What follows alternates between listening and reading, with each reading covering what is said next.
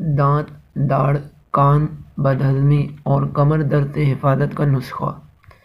مفسر شہید حکیم الامت مفتی احمد یار خان رحمۃ اللہ علیہ فرماتے ہیں، جو کوئی چھینک آنے پر الحمدللہ علی کل حال کہے اور اپنی زبان سارے دانتوں پر پھیر لیا کرے تو انشاءاللہ دانتوں کی بیماریوں سے محفوظ رہے گا۔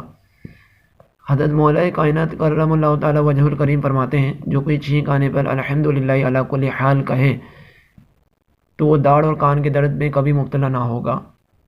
بارِ شریعت ارشاد 16 میں بات تحریر ہے کہ چھینکنے والے سے پہلے ہی سننے والے نے الحمدللہ کہا تو ایک حدیث میں آیا ہے کہ یہ شخص دانتوں اور کانوں کے درد اور تخمہ یعنی بدہضمی سے محفوظ رہے گا، اور ایک حدیث میں ہے کہ کمر کے درد سے محفوظ رہے گا۔ حوالہ جات تحریر ہیں۔